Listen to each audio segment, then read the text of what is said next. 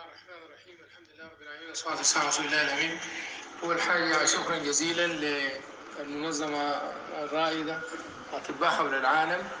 أنت قلت من 2013، والله النصيحة أنا أول مرة أسمع، يعني ده ما بقلل من قدركم شيء، لكن معناتها أنتم محتاجين تظهروا. الاهتمام بتاعكم العنوان جميل، الاجتماع التشاور الأول لانطلاق الحملة الشعبية لمكافحة المخدرات وعلاج الإدمان. شكرا كثيرا للدعوة. أنا سعيد جدا يا دكتور بكلامك، كلام طيب. دكتور حسن طبعا يبدو انه خبير امني، يعني قبل ما يكون اي حاجه دول اشتغل في الشرطه كثير، واتطرق لنقطه اللي هي الجوانب السلبيه في نقاط معينه، اللي هي النقطه بتاعت الاعلام وكده. وقدم مقدمه انا افتكر كويس، انا ذاتي كنت حقدمها، انه المخدرات قديمه موجوده من زمان وكده. الهسه جد شنو؟ هو اشار لنقطه انا افتكر فاليد، اللي هي انه الاعلام. لكن احنا برضه من النواحي الطبيه ونواحي امنيه باتجاهات اخرى، هو زاغ من الكلمه بعد ما قال فيها بعد استراتيجيه اكبر سكت، لكن احنا ما بنسكت بعد ده، المفروض نقول الكلام بوضوح اكثر شويه يا جماعه. ال ال الجد يا جماعه انه المخدرات اللي كان بتروج في السابق بيروجوها تجار. اسمعوا الكلمه دي، تجار، يعني في النهايه دي تجاره، ده بيزنس عالمي. في تجار، في جروبات من المزارع اللي كده للترويج، تجار بيعتبروها تجاره. والحاجه اللي بتروج ما كانت كيميكالز، دائما كان بتكون منتجات طبيعيه. يعني الحشيش ده نبته، الفرق بين الحشيش والتنباك نبته، التبغ ما نبته، فيه درجه معينه من منشطات معينه، نيكوتين وكده. وهنا الحشيش برضه نبته، القات نبته، الاوبيوم ذاته اللي بيطلع من افغانستان بالكميات المهوله دي والعالم كله، اللي هو بيستعمل برضه استعمالات طبيه، بنستعمل نحن في الطب لانه موجود. المورفين بيفرزوا الدماغ، بتستعمله كمخدر في العمليات، في غيره، في كده، يعني عنده فوائد. لكن هو نبته، يعني هو انتاج طبيعي. دي نقطه مهمه. الحاجه دي بنطلق منها الاثنين. اشمعنا الايس واشمعنا السودان ات ذيس تايم؟ هو قال نقطه مهمه خالص، عدم الاستقرار السياسي. يا جماعه انا ما اتكلم سياسه، انا حاتكلم نتائج هذا عدم الاستقرار ده. انت عندك بلد فيها سيستم، بغض النظر عن السيستم ده شنو، انت يو كان كنترول ذيس كانتري، بتقدر تتحكم في البلد، تتحكم في الحدود، في الداخل، في الخارج، لانه في نظام، في بيروقراطيه معينه، في سيستم معين، في ديسيبلين معين ماشي. لما الحكايه دي تبقى ديسربتد، انا ما قصدت الكلمه لكن تكون على الاقل ما ياها، ونحن عارفين انها ما ياها السيستم ما ان اوردر، نقول ما نبقى يعني نكون اجريسيف، لكن صوت ان اوردر. بيبقى اي زول عنده امكانيات لوجيستيك وفاينانشال وكده، هي كان بريكن بيخش زي بيتك. البيت لو انت خليت الباب فاتح بالليل ما تقول سرقوني، ولو قافلوا بسقاطه ما زي لو قافلوا بجنزير. اي فانت بلد حدودها 8000 الا شويه، عارف 8000 الا شويه يعني كام؟ يعني حدود لو فريناها خط مستقيم من الخرطوم لبكين، اللي هي بالطياره الرحله بتاعت كم؟ قريب 16 17، قريب واشنطن. يو كان ايماجن نحن لو انكم كانتري، نحن مصنفين من دول الدخل البسيط. الحاصل هسه والايس بالذات، انا داير اركز على الموضوع ده. الايس اول حاجه مركب كيماوي ما طبيعي، ما نبته ولا، ده تركيب كيماوي. والتركيب ده الرو ماتيريالز بتاعته، المواد الخام بتاعته بسيطه، وممكن هنا في النقطه دي تعمله باختصار. وعشان كده تهريبه هسه انت ما الا تهربه وهو جاهز، ما الا تهربه وهو جاهز، ممكن تدخله في شكل مواد خام وتركبه جوا وتعمل التراكيز اللي انت دايرها. يعني انا ما داير ادي معلومه غلط، لكن احنا من نواحي طبيه اسهل لنا جدا. زول لو مدمن البنجو ده ان شاء الله 10 سنه، نحن في شهر في المستشفى بنمرقوا منه، لانه هو ما بيقدر يزيد التركيز، ما هي قش. نحن بنقدر حتى لو مدمن المورفين، مدمن اي حاجه، عندنا ناس مدمنين المورفين، نحن في اسبوعين بس مرقناهم من الادمان، مع اعراض انسحابيه معينه بتتحكم فيها وخلاص، وجسمه بيبقى فعلا فري. بيبقى فري من الماده. الادمان هو شو يا جماعه؟ الحوجه المتزايده والمتقاربه للماده، بقى جسمك ديبندون، يعني في وظائف بقت معتمده على هذا الكلام. بالذات الروابط الدماغيه دي يا جماعه، والروابط بين الاعصاب اصلا مواد كيماويه، دوبامين واسيتايل كولين وحاجات زي دي. فانت الليله لما تستعمل الماده فتره طويله، الانتاج الطبيعي بتاعها، يعني النيكوتين موجود في الاعصاب دي، موجود في اي اعصاب، لكن ينتج بكميه محسوبه الله حاسبها عشان تشغل الوظيفه المعينه. لما انا اجيبه بسجاير كثير، بيبقى جوا ده بكيف، بيبقى الزول معتمد على الجاي من برا ده. وكل ما طالت المده وزادت الكميه، ذاك بيجيب كله. الجسم ده فيه حاجه اسمها اليات التغذيه الدماغ الراجعه، فيه باك ميكانيزمز شغال كده. فانت عشان انا زول بتاع السجاير ده، زول بيسجر 30 سيجاره له 15 سنه، دار تقول لها كيف الليله؟ ما بجيب، جسمه ما بساعده، لانه جسمه داير النيكوتين، لانه في وظائف حيويه بتعمل له نظام وتجيبه في عيادات وكده لحد ما تسحب الكميات الكبيره دي ويبدا ينتج الطبيعي وكده. خلال شهرين ثلاثه ممكن جدا، بعد ذاك لو متلاقي بيجيب، لانه جسمه ما داير. لو وقفوا لا بيرجع زي القصبه. الكيماوي المشكله الخطر في الايس، المشكله الاولى في شغل ممنهج لادخال الايس. This is not a business. الكلام ده الناس يفهموه. دي ما تجاره، دي ما شركات عالميه ولا كارتيلات بتاعت مخدرات قاعد تروج لمخدر بتبيعه عشان تلقى منه حاجه ربحيه. والكلام ده يمكن لما حلوا ناس اللجنه الامنيه قلتها. ده شغل المستهدف منه الكوميونتي ده، المجتمع ده. انت قاعد لك في كوم بتاع كنوز، وانت شويه عددنا شويه وكثير البتاع ده، والناس مفلسه، الدول مفلسه. الليله بريطانيا فيها قطاعة كهرباء، بريطانيا العظمى 3 حكومات في 6 شهور، ما في قروش، موارد ما في، مسمار حديد ما في، خلاص كملت فضل. وانت مكون في اي حاجه خلق الله في الدنيا تحت الوطن. في السودان دي من ادم، مين قبل ادم يا قاعده زي ما هي، وقاعد انت وكمان بتتشاكل وما فاضي. يبقى في شغل ممنهج للاستفاده من، زي ما هسه بقولوا لك في تهريب للذهب وطيارات ومطارات، تحريزها كيف؟ انت ما في سيستم. نفس الشيء. فالشغل ده ما شغل بتاع منظمات، هم قالوا منظمات، ايش اسمها منظمات؟ حتى المنظمات وراها دول، اسمعوا الكلام ده، وراها دول، ده تمويل، ده ما بيزنس هون راجين منه قروش وعايد، بيفكها لك مش براس مالها. ما هو هي دونت كير في الفاينانشال انترست. عشان كده في كسله بتلقى ب4، هنا بتلقى ب6. هو ما مغروض، ما هو نفس العايز. هو الهدف انه الشعب ده يستعمل الكلام ده، رجل ولا بيت ولا ولد، يستعمل البتاع ده. ومستهدفين قطاع معين، ما مستهدفين انا عمره 50 سنه ولا الدكتور ولا الدكتور. زول ماتيور عمره 40 سنه فما فوق، هم ما بيستهدفوا، لانه ده عاقل، ده عاقل. هو بيستهدف الطفل والمراهق، ما بقى شاب ذاته. عرفت الكلام ده؟ الاعمار ما بين 10 ل 30 سنه ده استهداف، وده البلد، ده المستقبل. انا سنه 50 فيه، ولا انت فيه، ولا هو دكتور حسن فيه. الذي سيقود السودان الكنوز دي بيحرسها وحيقودها الشاب ده ابو 10 ل 30 ده. نحن سنه 50 فيزيكالي ما موجودين، بيكون متنا. اذا انا الجيل ده دمرته، معناته انا البلد دي 10 15 سنه حقتي اللي شغال ده. وده شغل اشتغلوا عليه. ولذلك زمان الضبطيات يا دكتور كان قبضنا 5 كيلو، قبضنا 6 كيلو، 200 راس بتاع بانجو. الان الضبطيات يا دكتور ما بالكيلو، بالكونتينر. كونتينر 40 طن، يعني 40,000 كيلو بيقبضوا كونتينر 2 3. ده شغل بتاع بيزنس؟ ده ما بيزنس يا دكتور. ولو دارين يعملوه بالمخدر التقليدي، يعني دارين يعملوا ببانجو ولا هيروين، ما بيقدروا، لانه الكميه دي ما بتتوفر، ما بيقدروا يجيبوها. يعني هجيبها من وين؟ الجهه دار تجيبها دي اللي هي ما منظمه. انا وريتك انت، افهم اللبيب بالاشاره دي يفهم. وانا بجيت لحكايه اللجنه الامنيه دي هسه.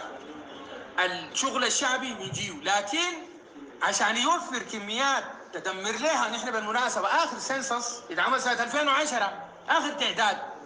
التعداد اللي اتعمل 2010 اللي احنا هسه ديفنتلي اولموست دبل، بيقول انه الاطفال والشباب في السودان 75% من السكان.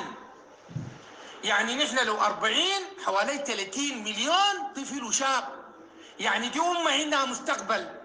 ديل لو مشوا بتقاليدهم دي بسوداني حقتهم دي هيقعدوا ليه 2100 و2050 بالقاعدين ديل. اليابان الشباب فيها 11%. اليابان الهسه سيدة الاقتصاد العالمي. يعني اليابان فيزيكالي عديل سنة 70 ما في، سنة 50 حتكون ما في ناس ما هي البلد ناس. فانت عندك بوبيوليشن زي ده وعندك شباب زي ده وقاعدين في كنوز، هم شغلوك بالتشاكس خلال 60 سنة دي عشان ما تستفيد منها. مدورين لك هسه بقى الموضوع يا دكتور في حوجة ماسة له للمال ده، وفي شح، الاكل ما في، الوقود ما في، اي شيء في الدنيا ما في، وانت عندك بالكون. احنا هسه مش دوله فقيره، الناس دي بتضرب الثلاث وجبات واي حاجه وكده، ولا عندهم هم، ما شايلين هم انه ياكلوا ويشربوا ده. ليه؟ لانه عارفين مبجوع. فالجهات دي عشان توفر مخدرات للشباب يبقى لازم تجيب حاجه بتتركب تركيب، ما بيجيبوا افيون ولا بيجيبوا مارجوانا ولا بانجو. البانجو ما بيزرع هنا في السودان. شنو يعني؟ ده ما هيوفر له الكميه ولا هيوفر له نوع الدمار اللي هو دايره، لانه بتاع البانجو ما بيتحصلوا، بتاع الهناية بيتحصلوا. الخطر في الماده دي والجديد يا جماعه انه سنجل دوز، جرعه واحده، جرام واحد يدوك له دخلته بطنك ده انت اصبحت مدمن. والكلام ده حتى في المورفين ما في، في البانجو ما في، في الافيون ما في. ليه؟ لانه زي ما قلت لك دي حاجات خلق الله ده، تراكيزه معروفه، ده هي وان شوت، وهو تاني بيتحول لما انسان، بيبقى كائن اخر، بيبقى آلة عندها هدف واحد بس تجيب البتاع ده. بشنو؟ دي ما شغلته، يعني ما شغلته اطلاقا، بتفقد عليه كنترول نهائي. والبتاع ده اصلا استعملوا هتلر في الحرب العالميه الثانيه لجنوده. الواحد بيبقى آلة بيقعد اسبوع كامل لا بياكل لا بيشرب وشغال الاسبوع كله، بيموتوا بالاكزوشن، بالانهاك، عضلاتهم بتنتهي، بيفقدوا املاء، بيموتوا وجربوه واشتغلوه. فالماده الخطر الثاني هو بيتوفر بكميات كثيره، المواد الخام بتاعته رخيصه وممكن تركبها داخل البلد، يعني تجي داخله بصوره شرعيه، ممكن يجيب المطار، يجيب الحدود المصريه، الحدود يخش. دي الماده في حد ذاتها ممكن ما تكون محظوره او تفوت، لانه هو بيعمل لها تيست يعني بتاع الجمارك القاعد ده لو جاب الدرب. فهي رخيصه وتركيبها سهل وكده. عشان كده انا بقول لك الموضوع ما تجاره. الاستهداف الاستراتيجي للامه دي هنا في البلد دي في النيل ده استهداف بتاع زول زمان كان قاعد في البلد دي وقفل الحته دي مخزن ويفتكر الزمن انه يجي للمخزن ده جاء. فهمتوني؟ لاي وخدم الحكايه دي. عشان كده يا دكتور بقت الموضوع فيه جوانب اكبر من اداره مكافحه المخدرات. يبقى في شغل، طالما في شغل زي ده معناته فيه انتليجنس.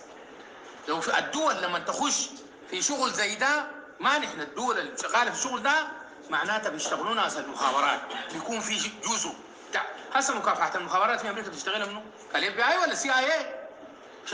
شغالها سي اي اي. ليه؟ لانه في شغل كبير.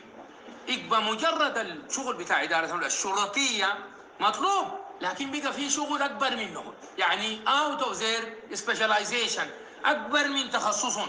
في شغل استخباري بيتم، في شغل ميليتري بشكل او باخر بيتم. الكميات دي كبيره والحدود دي طويله، يعني انت يومينيك طيارات تخش بطريقه معينه، تخط تعمل دروب للحتات دي في حتات معينه ويشيلوها كده. فعشان كده لازم تتوسع القاعده من ناحيه انه الموضوع ده ما بزنس. الاداره المخدرات بتكافح تجار المخدرات اللي هي تجار الشغل اللي بيعرفوه من زمان. الان الشغل ده فيه ترويج، عاملاه جهات معينه لهدف استراتيجي معين هو استهداف هذه الشباب دي. يا جماعه الايس ده ما عنده علاج، اسمعوا الكلام ده. يعني الزول اللي بيستعمل البتاع ده ما بيتعالج، ما زي زول بياخذ مدمن في مورفين انا بعالج في اسبوعين بعالج، ما زول مدمن بانجو انا بعالج. لا، الاند ريزلت بتاعت البتاع ده حتى لو ما لقيته بيحصل لك يعني فانكشنال، يعني ديستربنس مبالغ فيه، يا مركت معاق عقليا يا جسديا. يعني انا مطلع لي زول جوكان من زول كان انتلكشوال طالب جامعي يبقى ما يقدر يقضي حاجاته الشخصيه، يبقى زول ما انتهيت منه، كان حي ولا ميت؟ هو ميت. ودي الخطوره في الموضوع ده. علاجه يا جماعه صعب، ولذلك ما في طريقه غير تمنع حدوثه. ولذلك اللجنه الامنيه قامت، لانه الشغل ده بقى اكبر من امكانيات ده. ما بخاف ناس هنا البوليس برامج بيقبضوا، ناس البوليس بيشتغلوا في مداخل في الموانئ البريه والجويه وكده، ما بيشتغلوا في الحدود مفتوحه. انت هتشتغل في حدود 7000، ما انت داير شغل ميليتري، انت داير استخبارات، انت داير مخابرات، يعني امكانيات ثانيه. الكميات بقت كبيره، والطرف اللي هناك عنده لوجيستيك كبيره، تمويل ثقيل، زول بيخسر قروش وما متوقع عايده. عشان كده بقى الشغل اللي هناك. فاللجنه دي انا بفتكر مع احترامي الشديد لراي دكتور حسن مهمه، وهم عندهم المعلومات، ما كلها كان بيتقال في الترابيزه ولا في الاعلام يا جماعه. لكن الناس لما يقعدوا راس الدوله كدوله، لما تقعد وتكون عندها كل المعلومات، يتاكد انها بتاخذ الراي الصح. نجي نحن لموضوع الشغل الشعبي. الشغل ده الدوله براه ما بتحرسه ولا بيتباع. الشغل ده لازم الشعب يفهم انه هو كشعب سوداني مستهدف بالكلام ده، مستهدف في وجوده، اكزيستنس. دي حرب بتاعت وجود وفناء بالواضح. انت زول بعايل ليك لو الحكايه دي خليناها مشت سنه 26 27 ما في الكوميونتي ده، ما في عديل. انا بكلمك يعني الكلام ده ما على سبيل المبالغه ولا التخويف، ده البلان حقت الزول ده والورق موجود والدوكيومنسي. دي خططهم يا دكتور. حيستلمك كيف انت؟ حيستلم محلك ده؟ ما في شباب، ما في امه. عشان كده بيدوه مجان. الجرعات دي يا دكتور بيدوها مجان، لما يتاكدوا انه صامونه دي شبطت يدوك جرعتين مجان. يا اخي نحن الليله في الجامعه هناك لابسه اليونيفورم حق الجامعه، الاسبوع اللي فات ده قبضوها مروجه ولا طالبه ولا اي حاجه، يا مروجه بيدوها قروش، بيدوها حقتها وبيدوها قروش، ولابسه الجامعه وكده، والمدرسه برضه مروجه. الكلام اللي بنقوله ده حاصل يا جماعه. ولا انا طفل ما بلغت التمييز. يا اخي انت ما بتساهل. تعال نقرا معسكرين للامتحان، الدنيا كلها كورسات، ما بيساهل بتنوم بدري مالك يا اخاك؟ لا الحبه دي ده ديل عيانين حقني انا. كان داك عندي فايناليست انا في الخرطوم، في استغفر الله، في كليه بتاع الطب هنا، خلاص انتهى في امتحانات التخرج، ما في انتهى، ما بي ولا بيقرا ولا بيقرا، اهله عمرهم كله شغالين فيه. ليه يا اخي انت لما انا حقق قال لي يا اخي فلان ده ميمي ده، قال لي يا اخي انت بتنوم بدري مالك يا اخي يا مساء، هات الحبه انت نوم معاه تصحى معانا. انا ما اكبر ترويج وين يا جماعه؟ كونوا امينين، نو اوفنس، انا ما عندي مشكله ضد اي مهنه، لكن اسهل حته بتم فيها الترويج انت تيجي تقعد و100% ما عارف بتشرب فيه ده شنو؟ منون؟ ستات الشاي يعني نكون واضحين، يعني هاي ده اكل عيش وكده. لكن الزول الدارس اللي عنده هدف، دي الحتات اللي بيقعدوا فيها الشباب. انت دكتور حسن ما بتقعد في نسيت شاي، ولا انت بتقعد في نسيت شاي. اللي بيقعدوا في ستات الشاي اولادنا ديل، لانه بيمشي المدرسه وبيمشي الجامعه وبيمشي كده، خلاص هو بيشوف يستهدف وين. قد تكون ذاته ما عارف الماده دي شنو ذاته، كوبايه واحده الموضوع انتهى، كوبايه بتاعت عصير. الاستهداف اكثر في الجامعات، في الجامعات والمدارس، ما في الحله. الشغل ده ما في الحله. عشان كده الحمله الشعبيه دي اهم شيء شغل مكثف في كل الجامعات، توعيه، يعرف انه النشوه اللي هو قايس لها ولا اللي بيقولوا عليه ولا السهر ولا النشاط هيفقد هيز اون لايف، هيفقد حياته هو اللي كان ممكن يعيش فيها تاني 60 سنه ولا 70 سنه ويستمتع بالحياه، هيفقدها في شهور لسنه. اذا بيستعمل طبعا اذا بيستعمل يوميا ما بيكون شهور، عمر ما بيكون شهور. عرفتها؟ ف يعني هو بيقصر في حياته، بيدمر في حياته، يفقد اي شيء عشان حاجه لحظيه. شغل يكون في الجامعات توعيه، والكلام ده مسؤوليه اي زول، ما تخويف يا دكتور حسن. ما انت الليله الريت فلاج انا رفعته، اي معلومه الاول ده المعلومه، انتبهوا لاولادهم يشوفوا شنو المشكله، وات از رونج في حاله زي دي. حيشيلوا السلوك المايا هو اللي الهناي ايرلي اليرت. بعدين يا جماعه نحن لازم نشيل حاجه هنا، دي سوشيال ستيغما. دي ما لو اتحولت لانها سوشيال ستيغما انهزمنا. يعني شنو سوشيال ستيغما؟ يعني ما في زول بيشرب بانجو بيرضى الناس يعرفوا انه بيسطل، صح؟ سوشيال. المجتمع ما بيحب انه الاسره دي فيها افلام بيسطل، ولا انا بيعرفوني اسطل، ولا انا لا. لانها هناي لما تتحول كده ثاني ما بتقدر تكافحها. ما في عيب، والاولاد ديل ما ملامين ولا هم مجرمين، واولاد ناس واولاد اسر واي شيء غشون بيغشوك يا هو بمنشط لقرايه بكوبايه شاي شبطه خلاص انت بعد ده اوت اوف يور اون كنترول. ما في عيب. الاسر دي لازم تفهم انه ابناء ديل يتكلموا معاهم. يا ابوي انا والله حصل لي كده، انا كده، انا دايرك وديل ما يخوفون ولا يتعاونوا معاهم. ما تتحول. ما في عيب انك انت مشيت في اللاين ده ما عيب. انت استدرجت استدراج عن غير ارادتك، ده ما عيب. نحن لازم دي النقطة الهز ده زمن تغيير تتحول لاستجمة هسه، ما تتحول لاستجمة. ده أهم شيء في الحملة. ما عيب كونك مشيت أنت ما غلطان، وأنت ولا كنت أنت لا زول كعب ولا أنت أي شيء، لكن تم حصلت حاجة خلتك كده. نحن حندعي أنت وأنا تعال نتعاون نفكك من الكلام ده. كلمني والتبليغ وريني أنت اللي اداك الكلام ده عشان أنا أقطع السلسلة عشان ما ناس ثانيين يتضرروا. وما في حاجه. والقانون يا جماعه ديل ما يعاملون في مشكله في القانون يا دكتور حسن كبيره. الليله هل تعلم لو دار تعالج زول من الادمان في المصحه هنا مصحه بروفيسور عبد العال لازم يعملوا فيه شو تشبيه. معلش اخر دقيقتين. لازم يعملوا فيه شو تشبيه، يعني يعملوا مجرم. طيب ده ما مجرم يا جماعه الزول ده. الزول ده لا هو مجرم ولا اي حاجه. انا لو قلت ما بدخله المصحه ولا مركز الادمان اللي عمل فيه شو تشبيه انا انتهيت من الكوميونتي حقي ده. ده ما يتعامل معامله البنجو والافيو والحاجة. لا، دين ما مجرمين يا جماعه، الاولاد دين ما مجرمين، الناس دين ما مجرمين. انت من الجزء من الحمله الشعبيه انك توسع مراكز معالجه هذا الادمان، وان كان علاجه صعب ما زي هناك داير مستشفى يعني داير شغل. ده دوركم طبعا في انه المراكز دي لازم تكون متاحه وما في عيب ومعلنه، والاسر تعرف انه ده ما عيب ولا حاجه. دي حاجه حصلت زي ما الزول لما تجي ملاري بيمشي الدكتور يعالجه، زي لما تجيه حاجه داير عمليه زايده بيمشي يعالجوه. هو عيان داير يعالجوه بس، ما في اي حرج في الموضوع ده ولا في اي شيء. ما يعملوا لهم يعاملوه معامله الفيش. المروج هو الذي يفعل به ذلك، وما المروج الصغير، ما البنت الجاد في المدرسه ولا الولد الوزع في الجامعه. المروج الكبير وناس المخابرات وناس المباحث قادرين يجيبوا كبار. ديل انا في رايي تعزيرا الساحه الخضراء هسه دي طوال يتعلق في تعزيرا ده. والترويج المخدرات في اي حته في الدنيا حكمه الاعدام. الاعدام ما في سجن يا دكتور، لانه ده مدمر للامه. والكلام ده يكون واضح. اما الناس الضحايا الصغار ده يسموه شنو؟ ده ما ده نرجعوا للمجتمع ناس منتجين، ده مستقبلنا.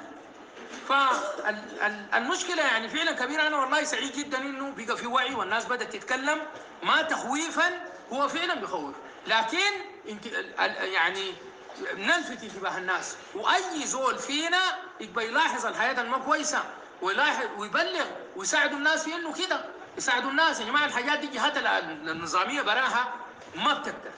الايس ما زي الباقيات، لازم المجتمع ده يا تو ستاند فور هيز اون بريزنس، يا يضيف لنفسه هسه عشان يستمر ولا ينتهي. السلام عليكم ورحمه الله.